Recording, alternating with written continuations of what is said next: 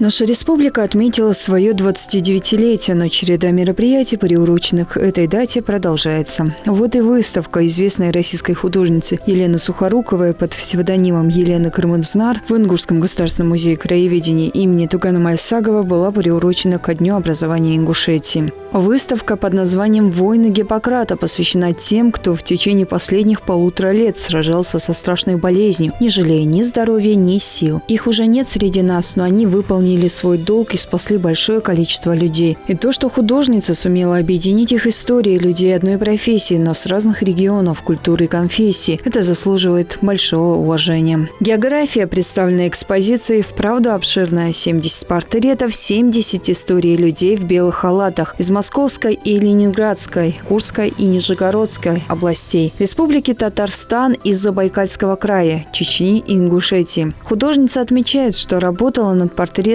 в карантин, и полотен намного больше, их уже перевалило за 100. Думала, что коронавирус – это что-то несерьезное. Но потом, когда я в интернете, на Фейсбуке, на страницах моих друзей, дагестанских певцов, музыкантов, композиторов, с которыми мы дружим уже несколько лет, увидела фотографию одной и той же медсестры дагестанской.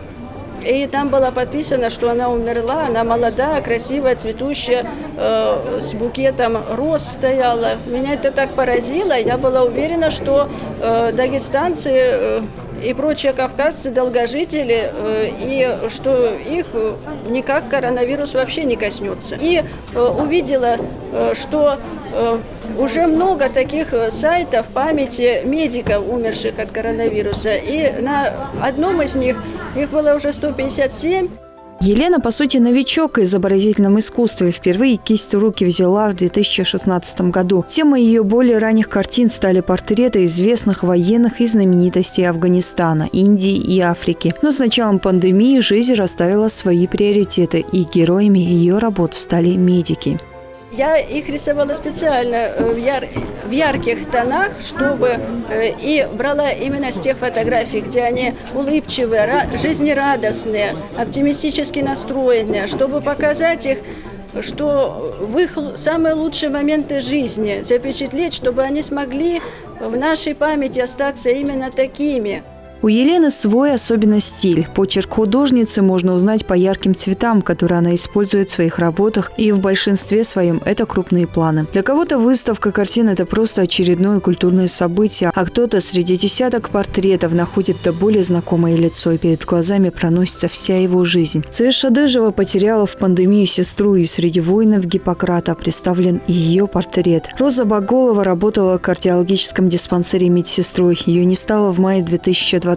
И несмотря на то, что прошло уже больше года, семья по-прежнему скорбит. На выставку пришли ее сестра, единственный сын, сноха и внуки. Цеша рассказывает, что Роза была очень добрым и отзывчивым человеком. Сколько я ее помню, она всегда хотела стать медработником. Да, мы все в семье медработники, и я в том числе.